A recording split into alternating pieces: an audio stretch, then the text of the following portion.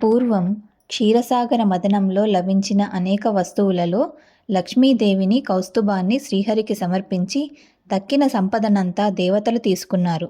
శ్రీహరి శ్రీదేవిని పెళ్లి చేసుకోదలిచాడు.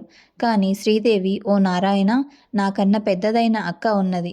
ఆ జ్యేష్ఠకు పెళ్లి కాకుండా కనిష్టమైన నేను వివాహమాడటం న్యాయం కాదు కనుక ముందు ఆమె పెళ్లికై సంకల్పించు అని కోరింది. ధర్మబద్ధమైన శ్రీదేవి మాటలకు అంగీకరించిన విష్ణువు ఉద్దాలకుడు అనే మునికి జ్యేష్ఠాదేవిని ఇచ్చి పెళ్లి చేశాడు.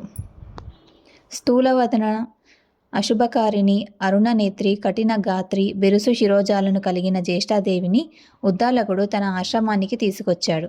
అయితే నిరంతర హోమధూమ సుగంధాలతో వేదనాదాలతో నిండిన ఆశ్రమాన్ని చూసి జ్యేష్ఠాదేవి దుఃఖిస్తూ, ఓ ఉద్దాలక, నాకు ఈ చోటు సరిపడదు.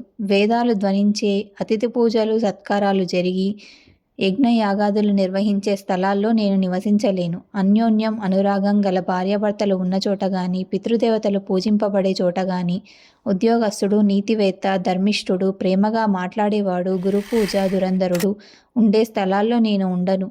ఎక్కడ రాత్రింబవళ్ళు ఆలుమగలు దెబ్బలాడుకుంటూ ఉంటారో, ఏ ఇంట్లో అతిథులు నిరాశతో ఉసూరుమంటూ వెళ్ళిపోతారో, ఎక్కడైతే వృద్ధులకు, మిత్రులకు, సజ్జనులకు అవమానాలు జరుగుతూ ఉంటాయో, ఎక్కడైతే దురాచారాలు, పరద్రవ్య పరభార్యాపహరణ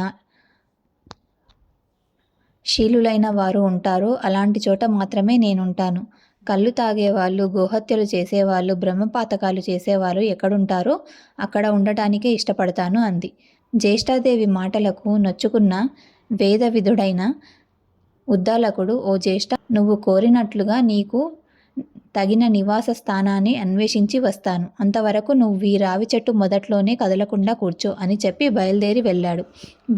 భర్త ఆజ్ఞ ప్రకారం రావి చెట్టు మొదట్లో అలాగే ఉండిపోయిన జ్యేష్ఠాదేవి ఉద్దాలకుడు ఎన్నాళ్ళకి రాకపోవడంతో భరించలేక పెద్ద పెట్టున దుఃఖించసాగింది. ఆమె రోదనలు వైకుంఠంలో ఉన్న లక్ష్మీనారాయణల చెవులలో పడ్డాయి.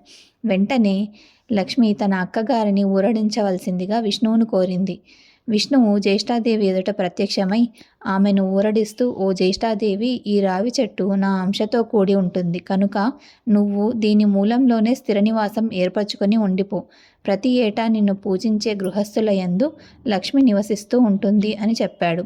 ఈ నియమాలలోనే ప్రతి శనివారం రావి చెట్టు పూజనీయంగాను, అక్కడ జ్యేష్ఠాదేవికి షోడశోపచార పూజ విధిని అర్పించే స్త్రీల పట్ల శ్రీదేవి అమిత కరుణ కురిపించేటట్లు వరం ఇచ్చాడు శ్రీహరి. కథ కనుక మీకు నచ్చినట్టయితే లైక్ చేయండి, షేర్ చేయండి, కామెంట్ చేయండి. మరిన్ని మంచి మంచి కథల కోసం నా ఛానల్ సబ్స్క్రైబ్ చేసి నన్ను ఎంకరేజ్ చేయండి.